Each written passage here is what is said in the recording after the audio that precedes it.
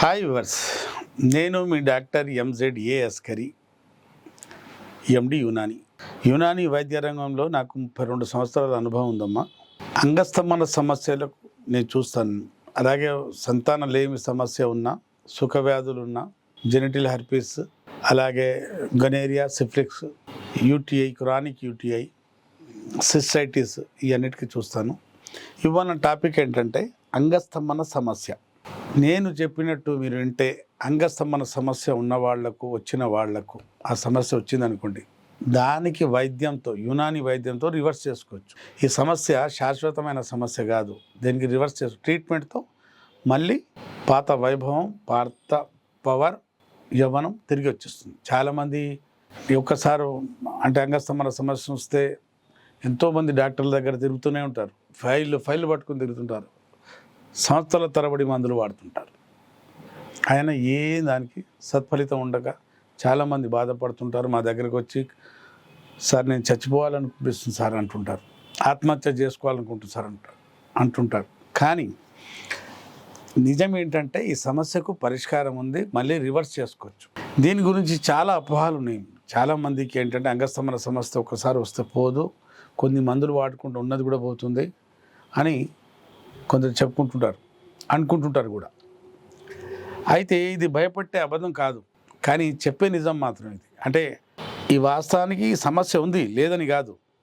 కానీ సమస్య ఉన్నవాళ్లే తన ఫ్రెండ్స్తో, డాక్టర్స్తో షేర్ చేసుకోక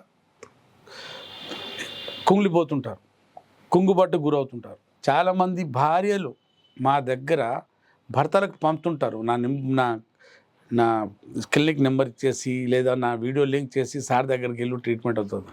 ఒక మగాడికి ఏంటంటే పౌరుషం, ఎస్ నేను మగాడు, నాకేముంది, నాకేం సమస్య లేదు. కానీ ఎప్పుడు సెక్స్ చేయడానికి వెళ్ళినప్పుడల్లా ఫెయిల్ అవుతుంటాడు, విఫలం అవుతుంటాడు, విఫలమైన ప్రయత్నం చేస్తుంటాడు. అమ్మాయికి సుఖపెట్టలేకపోతాడు, అంటే భార్యకు పోతుంటాడు. దానికి అసలు కారణం ఏదో కారణం వల్ల వచ్చింది కదా అంగస్తంభన సమస్య. ఆ సమస్యకు కూడా ట్రీట్మెంట్ ఉంటుంది కదా, చికిత్స కూడా ఉంటుంది కదా. అంటే అడగంది అమ్మ కూడా అన్నం పెట్టదు. నాకు సార్ ఈ సమస్య ఉందంటే డాక్టర్ ట్రీట్మెంట్ చేస్తారు. ట్రీట్మెంట్ ఉంది, మళ్ళీ చెప్తున్నాను, దేనికి రివర్స్ చేసుకోవచ్చు. ఈ సమస్య శాశ్వతమైన సమస్య కాదు, దేనికి ట్రీట్మెంట్ ఉంది, దీని కూడా చికిత్స అవుతుంది, మళ్ళీ రివర్స్ అవుతుంది సమస్య, మళ్ళీ పాత వైభవం, పాత యవ్వనం తిరిగి వస్తుంది. అలాగే అంగస్తంభన సమస్యకు అనేక కారణాలు ఉన్నాయి, అనేక రకాలైన టైప్స్ ఎరెక్టైల్ డిస్ఫంక్షన్ కూడా ఉన్నాయి. ఇప్పుడు కొందరికి హస్తప్రయోగం వల్ల అంగస్తంభన సమస్య రావచ్చు, కొందరికి అతిగా పోర్న్ అడిక్షన్ వల్ల కూడా రావచ్చు, కొందరికి షుగర్ వల్ల రావచ్చు, షుగర్ వ్యాధి వల్ల కూడా అంగస్తంభన సమస్య రావచ్చు, కొందరికి బీపీ వల్ల కూడా అంగస్తంభన సమస్య రావచ్చు, కొందరికి దీర్ఘకాల వ్యాధుల మందులు వాడటం వల్ల కూడా అంగస్తంభన సమస్య రావచ్చు, కొందరికి sedentary life, exercise, walking activity లేకపోవటం వల్ల, ఊబకాయ వల్ల అంగస్తంభన సమస్య రావచ్చు. అనేక కారణాలు ఉన్నాయి. మా దగ్గరికి పేషెంట్ వస్తే ఈ పేషెంట్కి అంగస్తంభన సమస్య ఎందుకు వచ్చింది, హస్తప్రయోగం వల్ల వచ్చిందా, బీపీ ట్యాబ్లెట్ వల్ల వచ్చిందా, షుగర్ వల్ల వచ్చిందా, ఊబకాయ వల్ల వచ్చిందా, కొవ్వు ఎక్కువైపోవటం వల్ల వచ్చిందా, దేనివల్ల వచ్చింది, అసలు డయాగ్నోసిస్లో తెలుస్తుంది. హార్మోన్స్ లోపించడం వల్ల వచ్చిందా, ఎందుకు వచ్చింది. ఆ డయాగ్నోస్ చేసిన తర్వాత ట్రీట్మెంట్ మొదలు పెడితే ఆ సమస్య మీ శరీరంలో లేకుండా పోతుంది, మళ్ళీ సెక్స్ పర్ఫార్మెన్స్ పెంచుకోవచ్చు, పవర్ పెంచుకోవచ్చు. నేను చాలా వీడియోస్లో చెప్తుంటాను, అంగస్తంభన సమస్య, ఎరెక్టైల్ డిస్ఫంక్షన్ ఎన్ని రకాలుగా ఉంటుందంటే, అంగం వైపు రక్త ప్రసరణ రాకపోవడానికి ఆర్టీరియోజెనిక్ ఈడీ అంటారు. ఆర్టరీస్లో దోషం ఉండటం వల్ల ఆర్టీరియోజెనిక్, అంగంలో రక్త ప్రసరణ ప్రవాహం జరగక అంగం స్తంభించకపోవటానికి ఆర్టీరియోజెనిక్ ఈడీ అంటారు. రెండోది వీనోజెనిక్ ఈడీ, వెయిన్స్ పాడైపోవటం వల్ల, లాకింగ్ సిస్టమ్ పాడైపోవటం వల్ల అంగంలో బ్లడ్ రిటైన్ కాదు, అంగం సస్టైన్ కాదు, రిటర్న్ కాక మళ్ళీ లీకేజ్ అవుతుంటుంది. దానికి venogenic ED, positional ED, type 2 ED అంటారు. మూడోది నరాలు పాడైపోవటం వల్ల, బలహీన పడినప్పుడు, పక్షవాతం వచ్చినప్పుడు, పోలియోమైలైటిస్ అయినప్పుడు, వెన్నపూస సర్జరీ అయినప్పుడు, వెన్నపూస మీద దెబ్బ తగలడం వల్ల వచ్చే అంటే నర్వ్ సంబంధించిన సమస్యతో వచ్చే ఎరెక్టైల్ డిస్ఫంక్షన్కి న్యూరోజెనిక్ ఈడీ అంటారు.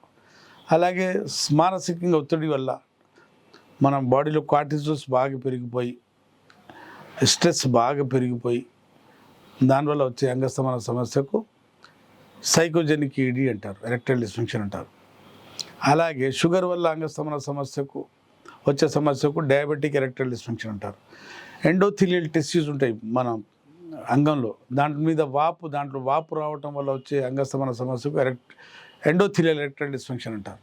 అంగం మీద దెబ్బ తగలడం వల్ల వచ్చే అంగస్తమన సమస్యకు ట్రామాటిక్ అంటారు, ట్రామాటిక్ ఈడీ అంటారు. అయితే ఇప్పుడు ఎన్ని రకాలు చెప్పిన అన్నీ మీకు అన్నీ ఉన్నాయా, అందులో కొన్ని ఉన్నాయా, లేదా ఒకే కారణం వల్ల మీకు అంగస్తమన సమస్య వచ్చిందా, అసలు ఎందుకు వచ్చింది, దాన్ని చూసి డయాగ్నోస్ చేసి మగతనం కోసం ట్రీట్మెంట్ ఇస్తే మగతనం మళ్ళీ అంగస్తమన సమస్యకు మందులు వాడుకోవాల్సిన అవసరం లేదు. మగతనం వచ్చింది అనుకోండి మళ్ళీ పోదు.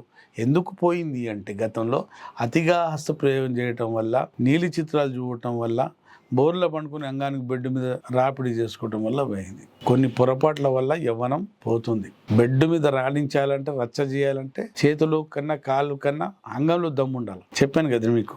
అసలు మీలో ఇట్లాంటి సమస్యలు ఉంటే, అంగస్తమనతో బాధపడుతున్న వారికి, సెక్స్ అంటే భయపడే వాళ్లకు, భార్య కామ కోరికలు తీర్చని వాడికి మా దగ్గర ఈ సమస్యకు, అంగస్తమన సమస్యకు రివర్స్ ఉంటుంది, మళ్ళీ ట్రీట్మెంట్ ఉంటుంది, మళ్ళీ మందులు వాడుకోవాల్సిన అవసరం ఉండదు. యునాని మందులతో, యునాని వైద్యంతో ఈ సమస్యతో మీరు బయటపడవచ్చు.